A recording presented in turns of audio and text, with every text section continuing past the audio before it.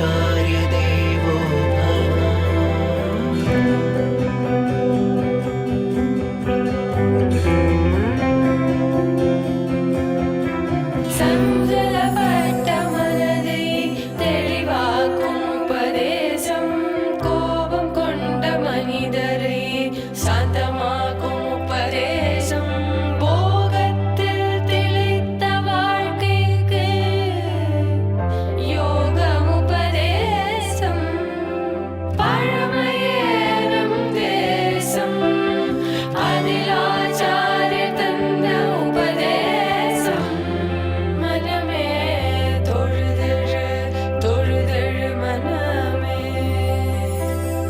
मातृदेवो भव पितृदेवो भव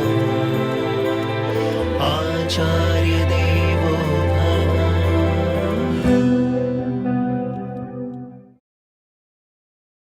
ஆரோர் ராஜா ஒரு கைதி. இப்போ கைதிகள்லாம் சிறைச்சாலையில் அடைக்கப்பட்டிருந்தா. ஆரோர் பிள்ளை, அந்த பிள்ளை நல்லது பண்ணுவான். அந்த ஊரில் இருக்கிற காவல்காரனுடைய பிள்ளை. அவன் ராத்திரி வேலைக்கு நல்ல விஷயம்லாம் சொல்லுவான். காவல்காரன் தகப்பனார் எங்கேயோ வெளியூர் போயிருக்கார். அதனால் ஒரு 3-4 நாள் இவனை காவல் காத்துக்கோன்னு சொல்லிட்டு போயிருக்கான். இவன் கையில் நீண்ட தண்டி வச்சுருக்கான். தண்டி வச்சுன்னு போய் தட்டுவான். பாராக்காரங்கிற மாதிரியோ அவன் போய் தட்டுறான். தட்டிட்டு ஒவ்வொரு நாடு ஒரு பாட்டாக ஏதான பாடுவோம். எல்லாரையும் ஜாகரூக்காளாக இருங்கோ, ஜாக்கிரதை ஜாக்கிரதை, விழிப்புணர்வோடு இருங்கோ, விழிப்புணர்வோடு இருங்கோ. நல்லது சொல்லிட்டு தான் போனால் நல்லது சொன்னாலே அநேகமாக அரசாங்கத்துக்கு ஆகாது. அதனால் அவள் உடனே இவனை பிடிச்சின்னு வந்துட்டு இவன் என்னென்னமோ சொல்லி அரசுக்கு எதிராக எல்லாரையும் தூண்டிவிட பார்க்கிறான். அரசே இவரை கைது பண்ணுங்கள் விட்டான். சரின்னு அரசன் பிடிச்சி சிறைச்சாலையில் போட்டான். அதுக்கப்புறம் 2 நாள் ஆச்சு, 4 நாள் ஆச்சு, 10 நாள் ஆச்சு. அப்படி மெதுவாக சில செய்தியெல்லாம் வர ஆரம்பிச்சது. சிறையில் இருக்கிறவாள்லாம் திருந்தி ஒழுங்காக இருக்காளாம் அப்படின்னு ராஜாவுக்கு செய்தி வந்தது. என்னாச்சு, எப்படி திடீர்னு இந்த மாறுதெல்லாம் வந்தது பார்ப்போம் அப்படிங்கிறதுக்காக ராஜாவே சிறைச்சாலைக்குள்ளே வந்தான். கறிக்கட்டி இருக்கு பாருங்க, சாக்கட்டியாட்ட கறிக்கட்டி. அந்த கறிக்கட்டியாலே சிறையில் இருக்கிற எல்லா செவுத்துலேயும் அழகழகாக பெருமாள் படத்தையாக வரைஞ்சி வச்சுருந்தான். அங்கங்கே யார் முடியுமோ தனக்கு இருக்கிற நேரத்தில் வரைஞ்சிருந்தான். அப்போ பக்கத்தில் இருக்கா சொன்னா, இந்த மாதிரி இவன் பண்ணிகிட்டே இருக்கான், பைத்தியம் முடிச்ச மாதிரி. இப்போ அதனால தான் இவனை பற்றி என்ன நடக்கிறதுனே புரியல. அரசே நீங்களே பார்த்துக்கோன்னா. இவன் மெதுவாக ராஜா வந்து கேட்டான், என்ன பண்ணிட்டு இருக்கே, எதுக்கு இது எழுதி வச்சிருக்கேன்னா. எனக்கு என்னமோ இதில் தான் மனசு ஈடுபடுறது. இந்த ஒவ்வொரு கைதிக்கும் இவனை பற்றி சொன்னேன், ஈடுபட்டாமல் இருந்தது.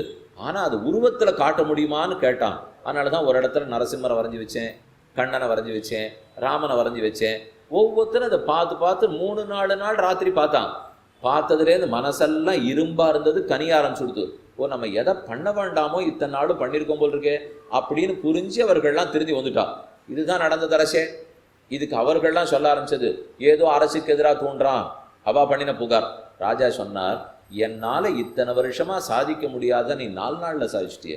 அப்படி என்னதான் பண்ணியிருக்கேன்னால், ஒன்றும் பெரிய சித்திரம் வரைய தெரிஞ்சவனெல்லாம் கூட்டு வரையவே இல்லை, வரணக்கலவையெல்லாம் ஒன்றுமே இல்லை, வெறும் கறிக்கட்டையை வச்சுன்னு தனக்கு இருக்கிற அழகை வரைஞ்சிருக்கான். பகவானுடைய திருமேனி அழகு எப்போதும் பக்தர்களை ஈடுபடுத்தும். இரும்பு போல இருக்கிற நெஞ்சத்தை கூட மாற்றிடுறது இல்லையோ. இப்போ அந்த வராக பெருமானுடைய திருமேனி அழகை சேவித்தால் இரும்பு போல இருக்கிற நெஞ்சமும் மாறும்.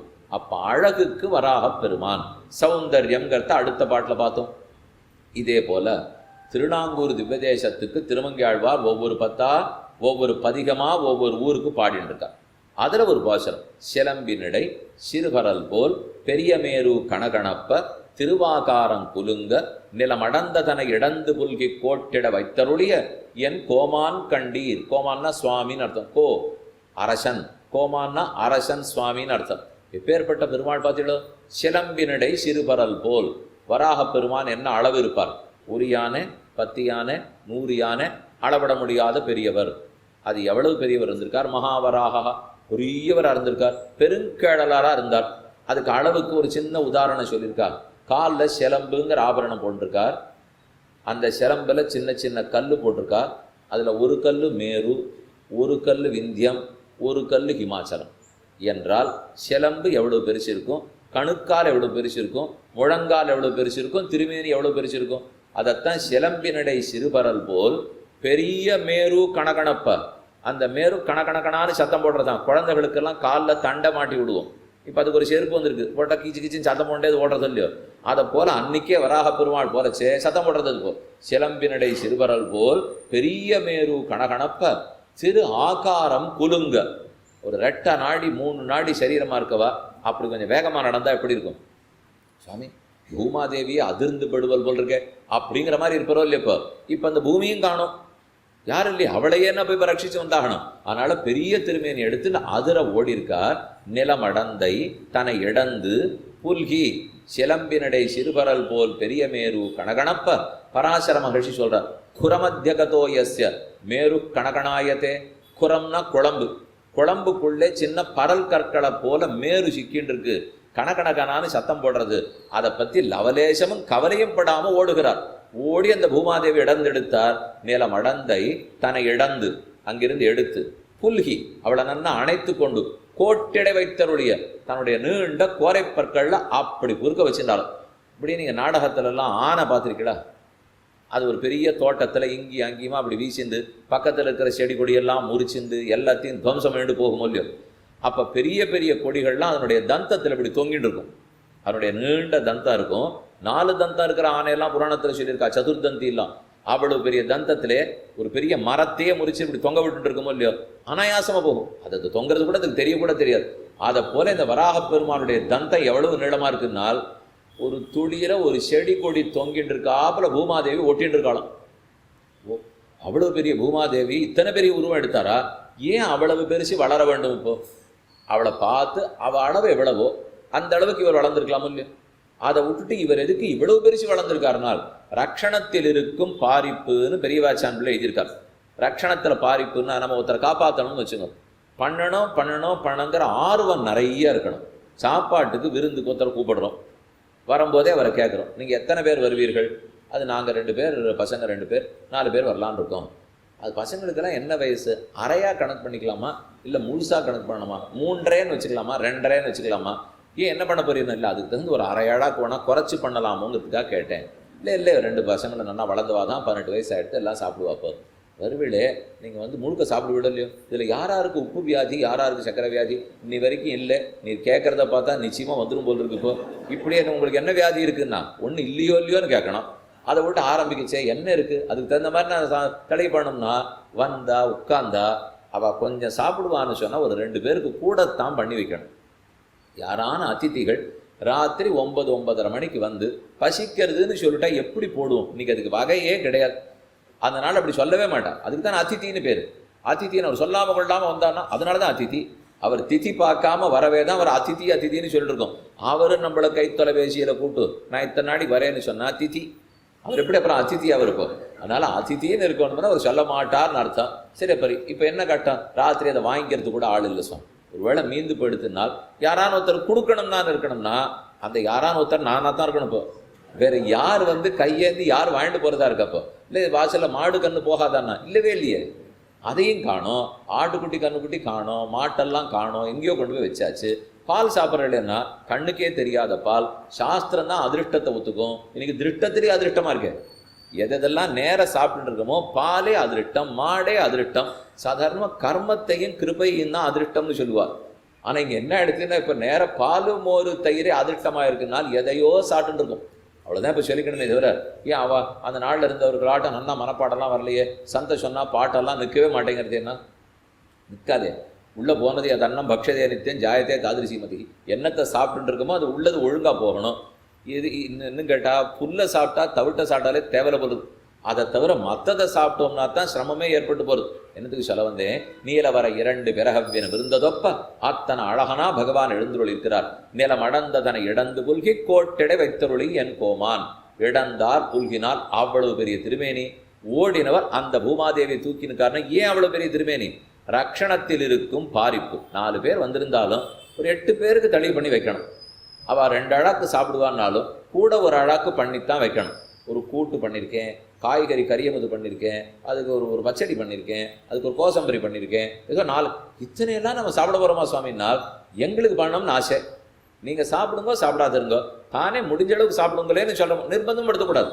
ஆனால் ஆசையாக பண்ணி வைக்கணுமோ இல்லையோ. அதை போல் இந்த பூமாதேவி இவ்வளவு இருந்தால் கூட, இவ்வளவு நான் என் கை காட்டுறதுக்கு தான் சொல்கிறேன், ரொம்ப பெரியவதான். ஆனால் அதை காட்டிலும் அத்தனை பெரிய திருமேனி எதுக்கு வளர்ந்தாருனால் அவளை அப்படி அனாயாசமாக தூக்கி அவ்வளவு வேகமாக ரட்சிச்சுடணுங்கிறதுக்காக. இப்போ இந்த மேசை என்ன தூக்குன்னா, இந்த பேனாவை தூக்குன்னா சுலபமாக தூக்கிட்டேன், இந்த புத்தகத்தை தூக்குன்னா தூக்கிடுவேன். இந்த மேசையை தூக்கணும் கொஞ்சம் கட்டப்படுவேன். இதே நான் இப்போ ஒரு 11 அடி ஒசரத்துக்கு உட்கார்ந்தேன்னா அதே மாதிரி தூக்கிட மாட்டேன்னா? எத்தனைக்கு எத்தனை நான் பெரியவனா இருக்கேனோ அத்தனைக்கெத்தனை சுலபமா பொருளை தூக்குவேன். அதனால வராக பெருமாள் இத்தனை பெரியவர் ஆனது காரணம் அத்தனைக்கெத்தனை சுலபமா பூமாதேவியை தூக்கி விடலாம்ங்கிறதுக்கா. அதனாலதான் நிலமடந்தை தன்னை இடந்து புல்கி கோட்டிடை வைத்தருளி என் கோமான். அந்த நீண்ட கோரைப்பற்களில் அப்படி துளியா ஒட்டி கொண்டிருக்கிறாள். அது ரட்சணத்தில் இருக்கிற பாரிப்பு சொல்லப்பட்டது. காம்பீரியம்னு வச்சுக்கோ, தான் ரட்சிக்கணும்னு இருக்கிறச்சே எத்தனை பாரிப்போட கம்பீரமா நிற்கிறார்னால் அவர் ரொம்ப பெரியவர் சுவாமி, என்னன்னே சொல்ல தெரியல. அவர் உள்ளத்துல என்ன நினைச்சிட்டு இருக்காரோ அத்தனை கம்பீரமா இருக்கார். இதை நம்மாழ்வார் சொல்லும் போது, நான் நிலை 7 மண்ணின் தானத்தவே பின்னின் நான் நிலை 7 மலதானத்தவே பின்னின் நான் நிலை 7 கடல் தானத்தவே அப்பன் உண்ணி இடந்து எயிற்றில் கொண்ட நாளேன்னு 7ஆம் பத்திரம் பாடுறார். பகவானுக்கு ஒரு ஆசை, பூமாதேவி இப்போ தூக்க போகிறோம், நம்மக்கிட்ட ஒரு காரியம் கொடுத்தாள்னு வச்சுங்க, அதை எடுத்து கவுத்து கீழே கொட்டி மேலே கொட்டி இனிமே இவரிடத்தில் கொடுக்க வேண்டாம் அப்படிங்கிற முடிவுக்கு வர வச்சுருவோம். என்ன நன்னா பண்ணால் இன்னொரு தடவை வேலை கொடுத்துட்டாள்னா அதுக்காகவே இங்கே கொட்டி அங்கே கொட்டி மாலை போடணும் வா, மாலை கொண்டு போடுவா, ஒரு இழுக்கச்சே கழுத்தோட நம்மளே முன்னாடி போடுவோம். ஏதான ஒரு சந்தனம் பூசி விடுவா, ஓங்கி கன்னத்தில் 2 கொடுத்த வேகத்தில் சந்தனம் பூசினாரா இல்லை அந்த சாக்கில் அடிச்சுட்டு போட்டாரான்னு தெரியாது. இதை போல ஏதோ எடுப்போம் கொண்டுவோம் கவிப்போம், ஒரு பிரசாதம் கொண்டு போய் கொடுன்னு சொன்னால் ஏதோ ஒரு பரபரப்பு பண்ணுறது, கீழே போட்டு விடுறது, கொட்டிடுறது, இதெல்லாம் இல்லாமல் நாசூக்க ஜாகிரதையாக அலுங்காமல் குலுங்காமல் பண்ணாத்தானே அவளுக்கு நன்னா இருக்கும். இப்போ பூமாதேவி எடுத்தானும் பிரளயக்கடலுக்குள்ளே சிக்கின்னு இருக்கா. எப்படி தூக்கலாம்? நாம் இருந்தால் அதுக்கு பக்கத்தில் பெரிய பெரிய ஏணியெல்லாம் கொண்டு வச்சுப்போம், அப்படி போட்டு ஒரு கட்டு கட்டுவோம், ஒரு இழுக்கிற இழில் இந்த பக்கம் உடஞ்சி அந்த பக்கம் உடஞ்சி அவருடைய திருமேனியெல்லாம் ரத்தமாக வழிஞ்சு இதெல்லாம் எடுத்துனா. அதனால் பகவான் ஒரு சங்கல்பம் வச்சுருந்தாராம், இந்த உலகத்தில் இருக்கிற ஒரே ஒரு மலை கூட அசையக்கூடாது, அந்த மாதிரி நம்ம தூக்கிடணும்னு நினச்சிக்கிறார். அவரே யோசிக்கிறார், மலை எப்படியுமே அசையாது, நான் எதுக்கு மலை அசையக்கூடாது, அச்சலம்னு பேர் இல்லையா, மலைங்கிறது அசையவே அசையாது. மாத்திரார், மண்ணு துகள் அசையக்கூடாதுன்னு வச்சுக்கிறார். அது கூட அசையாதே, கடல் நீர் அசையக்கூடாதுன்னு வச்சுக்கிறார்.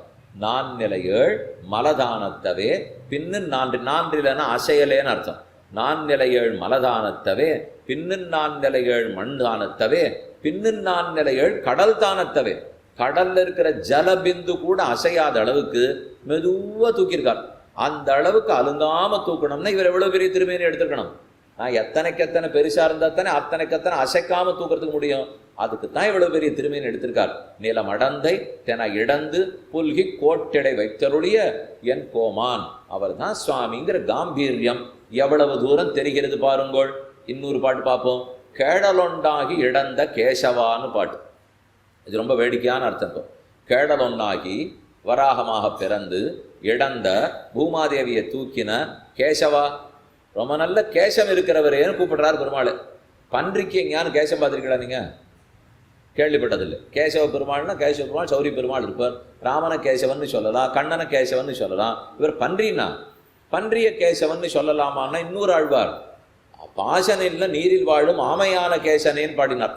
ஆமை கூர்ம அவதாரத்தை பற்றி என்னமா இருக்கும் உன்னுடைய குழல்ங்கிறார்.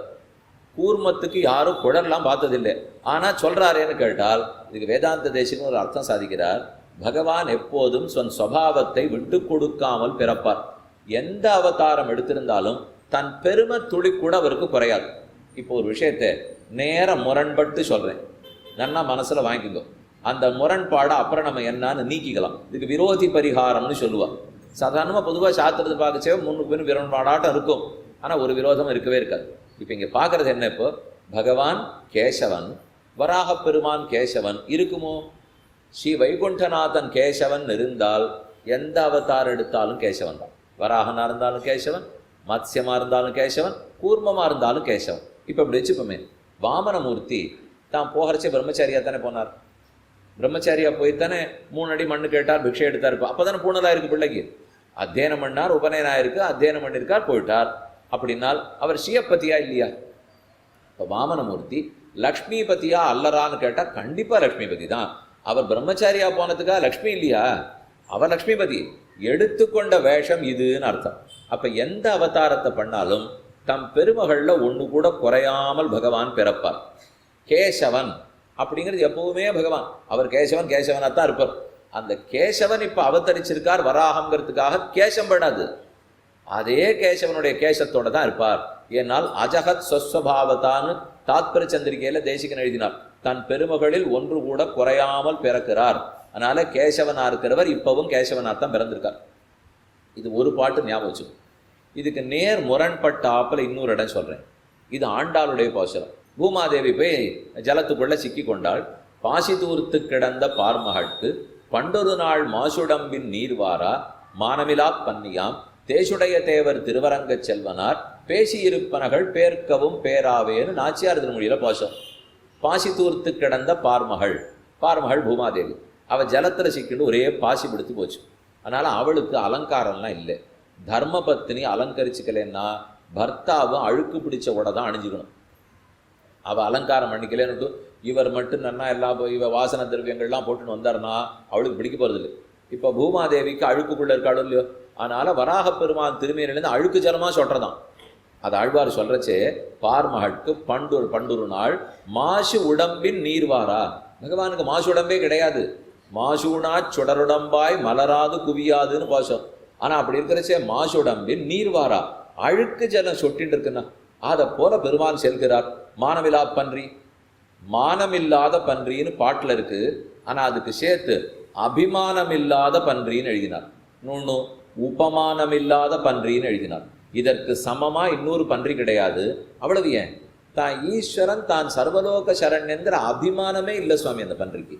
ஏதோ பன்றிக்குள்ள பன்றியா பிறந்திருக்காரே தவிர தான் ஈஸ்வரன் பன்றியா பிறந்திருக்கேன்னு காட்டிக்கொள்ளவே இல்லை. தன்னுடைய பெருமகளெல்லாம் மறைச்சுட்டார். ஈஸ்வர வாடையே அடிக்கலே அப்படின்னு அங்க வியாக்கியானம் பண்ணிருக்கார். அதுக்கு என்ன திருஷ்டாந்தம் சொல்லிட்டார்னால், பக்கத்தில் இருக்கிற பன்றி குட்டிகள்லாம் வந்து மேல மேல முட்டுறதான். முட்டிட்டு நம்ம பன்றி அப்படின்னு சொல்லி விளையாடும் இல்லையோ, அதுவும் அந்த பன்றி சின்ன நாய்க்குட்டி பூனைக்குட்டிலாம் நகரவே நகராது. விட்டு மோதி முட்டி ஒன்றுக்கு ஒன்று உழண்டுன்னு இருக்கும். அது நம்மளால ஏதோ தள்ளி நின்று குழந்தைகளை கொஞ்சிறோங்கிறோமோ இல்லையோ, ஆனால் நாய்க்குட்டி கொஞ்சறதையோ பன்றிக்குட்டி கொஞ்சறதையோ பார்த்தீங்கன்னா ஒன்றுக்கு ஒன்று கட்டிண்டு புரளும். அது அப்படியே வளையும் உடம்பு, அது அடிக்கிறாப்புல இருக்கும். ஆனால் அவ்வளவு ஆசையாக அது முத்தம் கொடுத்துட்டு இருக்கும். இதே போல இந்த வராக பெருமாள் பெரிய பன்றியா நிற்கிறார். நமக்கே இந்த பாட்டெல்லாம் கேட்டப்புறம் அளவை பார்த்துட்டு கிட்டக்கவே போக தோணலை. ஆனால் பக்கத்து பன்றியெல்லாம் போய் மோந்து பார்க்குறதான். மோப்பம் பிடிக்குமோ இல்லையா, முதல்ல இது மோப்பம் பிடிச்சி நம்ம பன்றி அப்படின்னு நினச்சின்னு அந்த கால் மேலே விழுந்து விளையாடுறது, இடுப்பு மேலே விழுந்து விளையாடுறது. இதை பார்த்து ஆழ்வாருக்கு தோன்றது, ஈஸ்வரங்கிற வாசனையை கூடவா மறைச்சுட்டார் ஈஸ்வரன் இல்லையா அப்படின்னு. அதை பார்த்துட்டு இது ஜாதியே வேற, இது வராக ஜாதியே இல்லை, நம்ம கிட்டக்கே போகக்கூடாது, அது ஓடி போயிருக்க வேண்டாமோ, போகவே இல்லை. இது மேலே மேலே போகிறது, மேலே மேலே விழறது. இது எதே போலன்னால் மாரீச்சன் மாயமானாக வந்தார். வந்தப்போ லக்ஷ்மணன் சொன்னார், வாண்டாம் இந்த மாதிரிலாம் நான் பார்த்ததில்லைன்னா, ஏதோ புதுசாக இருக்குது, இந்த மாயமான் தங்கமான்லாம் பார்த்ததே இல்லை. ராமன் சும்மா இருக்க சொல்லிட்டார். இப்படியே நீ பேசி நம்ம எப்போ ராவண வதம் பண்ணுறது, நீ இந்த மாதிரி நான் பண்ணுறது எல்லாத்தையும் நிறுத்திந்தியானா கடைசியில் ராமாயணம் இன்றைக்கே முடிஞ்சு போடும். உபன்யாசங்கள்லாம் 9 நாள் எப்படி சொல்லுவா? இப்போ கைகை ரொம்ப நல்லவளா, ஆமாம் பர்த்தாவே தசரதரே நீர் சொல்கிறது தான் நியாயம், வசிட்டரே நீர் சொல்கிறது நியாயம், ராமா உனக்கே பட்டாபிஷேகம்ன்றதா 2ஆம் நாள் சாத்துமலை தான். இப்போ முதல் நாள் இப்போ ராம ஜனம் நடக்கும், அடுத்த நாள் சீதா கல்யாணம் நடக்கும், 3ஆம் நாள் ஸ்ரீராம பட்டாபிஷேகம் முடிச்சிட வேண்டிதான். நல்ல வேலை ஏதோ எங்களையும் கூட்டு 9 நாள் சொல்லுன்னு சொல்லிட்டு இருக்கா. பாராயணக்காரர்களுக்கெல்லாம் நவாக பாராயணம்னு வச்சுருக்கோம்னால் அதது பகவான் தன் சங்கல்பப்படி நடத்தித்தான் ஆகணும் சொல்லிட்டார். உலகத்தில் ரொம்ப மாயைகள்லாம் இருக்கும் லக்ஷ்மணா, உனக்கு தெரியாது, அதெல்லாம் தேவ ரகசியம், நீ நானும் பேசக்கூடாது. அது போகிறது சீதை கேட்டுட்டா நான் போய்ட்றேன்னு விட்டான். அப்போ லக்ஷ்மணன் ஒரு அடையாளம் சொல்கிறான், ஆமாம் அதை நான் ஏன் தெரியுமா போயின்னு சொல்கிறேன், கொஞ்சம் பாரு. பக்கத்து மான்லாம் வந்து மோந்து பார்க்கறது, தங்களுடைய மான் ஜாதி இல்லைன்னு மோப்பம் பிடிச்சி வெருண்டு ஓடுறது பற்றியா அப்படின்னு லக்ஷ்மணன் ராமன்கிட்ட சொல்கிறான். இவர் எப்பவும் போல் அதெல்லாம் ஒன்றும் கண்டே கொள்ளாமல் பின்னாடி போயிட்டார்னு வச்சுக்கோங்க. இப்போ நமக்கு அது முக்கியம் இல்லை, நமக்கு முக்கியம் மான்கணங்கள் வந்து மோந்து பார்த்துட்டு நம்ம தில்லேன்னு ஓடி போச்சுங்கிறது தான் முக்கியம். அப்போ மானுக்கு இவன் ராட்சசங்கிற வாடை தெரிஞ்சு போச்சு இல்லையோ, அவனால் அந்த வாடையை மறைச்சிக்க முடியல. அதே மாதிரி இப்போ பன்னிக்குட்டி என்ன பண்ணியிருக்கணும், இவன் ஈஸ்வரங்கிற வாடையை பிடிச்சுன்னு ஓடி போயிருக்கணும் இல்லையோ. ஆனால் போகாமல் நம்ம பன்றின்னு மேலே விழுந்து விளையாடுறதோ இல்லையோ. இப்போ ஈஸ்வரன் தன்னை மறைச்சுன்னு இருக்காரா இல்லையா? மறைச்சுன்னு இருக்காரு. மறைச்சுன்னு இருந்தால் தானே இந்த பன்றி மேலே விழுந்து போறலும். ஆனால் 2 நிமிஷம் முன்னாடி நான் என்ன சொன்னேன், கேழலொன்னாகி இடந்த கேசவா, அவர் எதுவா பிறந்தாலும் கேசவன் கேசவனே. தன்னுடைய பெருமை குறையவே குறையாதுன்னு சொன்னேன்னா, இப்போ பெருமை குறையாதுன்னு சொல்றீரா இல்லை குறைஞ்சிடுங்கிறீரா? இப்போ ஒரு பக்கம் பார்த்தா ஈஸ்வரன் தன்னை மறைச்சுன்னு இருக்காருங்கிறீர், அதனால தான் பன்றி விளையாடுறது. இன்னொரு பக்கம் பார்த்தா அவர் எதையுமே குறைச்சிக்க மாட்டேங்கிறார், அதனால தான் கேசவனா இருக்கார். இப்போ இது சரியா அது சரியா? ரெண்டுமே சரி. இதுதான் வேதாந்திகள் இடத்துல ஆபத்தே. இதுவும் சரின்னுவா அதுவும் சரின்னுவா. எப்படி தான் சொல்கிறாடோன்னால் 10 நிமிஷத்தில் இப்படி தான் சரின்னுடுவோம். நாம் அதை 10 வருஷம் படித்து பார்த்துட்டே இருப்போம். சரி அவள் சொல்லியிருக்கா கேட்டுக்க வேண்டியதான் என்ன விட்டுடுவோம். இது எப்படி ரெண்டுமே சரியாகிறதுனால் பகவான் அனைத்துக்குள்ளும் அந்தராத்மாவாக இருக்காரா? இப்போ நமக்குள்ளே அந்தராத்மாவாக இருக்கார். இது அழுகு பிடிச்ச உடம்பு தானே. நமக்குள்ள மலம், மூத்திரம், மாம்சம், அஸ்தி, மஜ்ஜை, சீழி, சதை என்னென்ன உண்டோ மொத்தம் உள்ளே இருக்குது. இது எல்லாத்துக்குள்ள பகவான் இருக்கத்தான் இருக்கார். வாழறாளுடைய கறந்த சிறிடந்தொரும் இடந்துகள் பொருள் தோறும் கறந்து எங்கும் பறந்துள்ளன்னு இருக்கார். அப்படி இருக்கிறச்சே கண்டிப்பாக இந்த சீழி சதைக்குள்ளேயோ ஒரு மிருகத்துக்குள்ளேயோ இருக்கிறச்சே தான் ஈஸ்வரன் அதுக்கு தோண்டிட்டு இருப்பாரான்னா தோணாதே, அதுக்கு தெரியாது. ஆனால் அதுக்குள்ளே ஈஸ்வரன் இருக்காரா இல்லையா? அவர் பெருமை ஒன்றுமே குறையாது, குறையாமத்தான் பிறக்கிறார். ஆனால் அந்த பெருமையை வெளிக்காட்டி கொள்ள மாட்டார். பெருமையை விட்டுட்டு ஜகல்லட்சணம் இல்லை, அதை விட்டுட்டு அவர் வரவே முடியாது. விடாமத்தான் எப்போதும் பெருமகள் குறையாமத்தான் வரார். ஆனால் நமக்கு அது புரியாட்டா மறைச்சு விடுறார். என்ன சூக்ஷ்மமான அர்த்தம் தெரிஞ்சுக்கணும்னால் ஆட்டுக்குள்ளேயும் மாட்டுக்குள்ளேயும் பகவான் இருக்காரோ இல்லையோ, எல்லாத்துக்குள்ளே இருப்பார். ஏன் பேனாக்குள்ளே இருப்பார், மேசைக்குள்ளே இருப்பார், எல்லாத்துலேயும் இருப்பார். எனக்குள்ளே இருக்கார். என்ன வித்தியாசம்? இதுகளுக்கு தனக்குள்ளே இருக்காருங்கிறது தெரியாது, நமக்கு தனக்குள்ளே இருக்காருங்கிறது தெரியணும். இந்த தெரியவனாக இருந்தால் தான் எனக்கு ஞானம் இருக்கிற ஆத்மானே அர்த்தம். அப்படி இல்லாட்டா ஜட பொருள், ஜடத்துக்கும் உள்ள இருக்காரு தெரியாது, ஆனால் உள்ள இருக்கிறார். அஜடமான நமக்கு உள்ள இருக்காருன்னு தெரியணும், உள்ள இருக்கிறபடியால் ஞானம் இருக்கிறபடியால். ஆனால் எனக்கு அது உள்ள இருக்காருன்னு தெரியாது இருந்ததுன்னா ஜடத்துக்கு எனக்கு என்ன வித்தியாசம்? அதுக்கு தான் தெரியாது, எனக்கு தான் தெரியாது. நன்னா கீதோபன்யாசம் ஒரு வருஷம் நடந்தது. 360 நாள் ஒரு சுவாமி சொன்னார். அவர் புறப்பட்டு வெளியூர் போகிறார். வெளியூர்காரர் கிளம்பி போகிறச்சே தேவையில்லாத ஒரு கேள்வி கேட்டார். நான் மெனக்கட்டு சொன்னேனே உங்களுக்குலாம் புரிஞ்சுதான்னார். வெறுமை போயிருக்கலாம் இல்லையோ, சம்பாவனை கொடுத்துட்டா வேட்டி புடவையெல்லாம் கொடுத்தாச்சு, வாங்கிட்டு கிளம்பி போக வேண்டியவரும் புரிஞ்சுதான்னார். ஒருத்தன் வேணும்னு சிஷ்யம் என்ன பண்ணா தரையை அப்படி தட்டி காமிச்சான். எதுக்கு அதுக்கு எவ்வளோ புரிஞ்சுதோ அதான் எனக்கும் புரிஞ்சுதுன்னு. அதுக்கும் ஒன்றும் புரியல, எனக்கும் ஒன்றும் புரியலன்னு அர்த்தம். அந்த சுவாமி இன்னும் நல்ல புத்திசாலி. அவர் சொன்னார், அதுக்கு புரியாட்டா தப்பு இல்லை, அது ஜடம். உனக்கு புரியாட்டா தான் தப்புன்னார். அதுக்கு ஒன்றும் தெரியாதது பூமி ஜடம், ஆனால் உனக்கு தெரிய வேண்டாமா? ஆழ்வார் சொல்லும்போது உளன்கண்டாய் நன்னெஞ்சே, நெஞ்சுக்குள்ளே இருக்கார். உத்தமன் என்னும் உளன்கண்டாய், எப்பவும் நெஞ்சே உனக்குள்ளே இருக்கார். நெஞ்சு சொல்றது அப்படி ஒன்றும் தெரியலையேன்னு. உள்ளுவார் உள்ளித்து உளன் கண்டாய், யாரெல்லாம் உள்ள இருக்கான்னு நினைக்கிறானோ அவன் உள்ளத்தில் இருக்கான்னு வச்சுக்கோன்னார். அப்ப நினைக்காத உள்ளத்தில் இருக்க மாட்டாரானால் இருப்பார், இருக்க வேண்டிய முறைப்படி இருக்க மாட்டார். இப்ப நான் கூட நடைப்பயணமா வாழறேன், ஒருத்தர் சுவாமி சௌக்கியமானு கேட்கிறார், ஏதோ இருக்கேன். அதே மாதிரி இப்ப அவரை பத்தி தெரிஞ்சுக்காத ஒருத்தருடைய உள்ளத்தில் இருக்கிற பகவானை பார்த்து நன்னா இருக்கிறான்னு கேட்டா ஏதோ இருக்கேன்னு வரும். இதே ஒரு ஞானியனுடைய உள்ளத்தில் இருக்கிற பகவானை பார்த்து எப்படி இருக்கேன்னா சௌக்கியமா இருக்கேங்கிறார். ஏன்னா இருக்காருங்கிறத அவன் புரிஞ்சுட்டானோ இல்லையோ, அதை புரிஞ்சவனுடைய உள்ளத்தில் இருப்பார். அதுக்குன்னு இன்னொரு இடத்துல இல்லைன்னு அர்த்தமா? எங்க இருக்க போறார்? இருக்க வேண்டியபடிக்கு இருக்க மாட்டார். அதனால இதுல ஒண்ணுமே விரோதம் இல்லை. இப்போ தான் அவதரிக்கும் போது எந்த பெருமையும் குறையாமல் பிறப்பார். ஆனால் அந்த பெருமைகளை மறைத்து கொண்டு இருப்பார். யார் அந்த பெருமை உடையவன்னு தெரிஞ்சு விடுறானோ அவனுக்கு அத்தை வெளிப்படுத்தி விடுகிறார். இப்ப இந்த பன்றியாக அவதரிக்கும் போது எல்லா பெருமைகளோடையும் பிறந்தார். ஆனா மற்ற பன்றிகளுக்கு அது தெரியாது. அதனால அதுகள்கிட்ட தான் ஈஸ்வரன்னு காட்டல. ஏதோ ஒரு ரிஷிக்கோ ஆழ்வாருக்கோ இது இப்படின்னு தெரியறது. அதனாலதான் தான் பன்றியே வெறும் பன்றியிலே வராகன்னு காட்டுறான். அப்ப ரெண்டுமே சரியா போச்சு இல்லை? இப்போ ஒன்றும் முரண்பாடே கிடையாது. இப்படித்தான் நம்ம வராக அவதாரத்தை கொள்ள வேண்டும். அப்ப இடந்து புல்கி கோட்டிட வைத்தருளியன் கோமான் கேடவன்னாகி இடந்த கேசவன், கேசவன் தன் சுபாவத்தை தன் பெருமையை விடாமல் வந்து பிறக்கிறார் என்று பார்த்தோம்.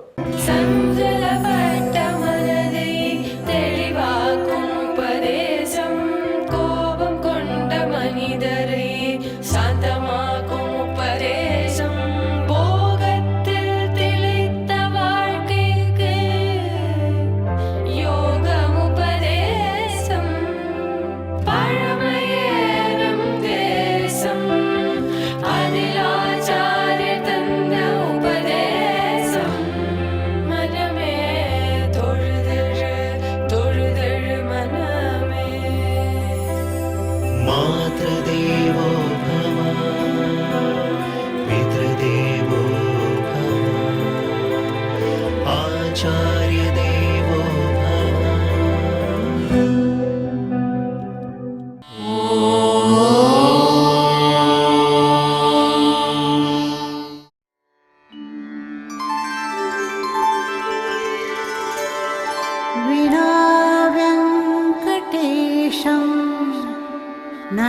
नाथो ननाथः सदा वेङ्कटेशं स्मरामि स्मरामि।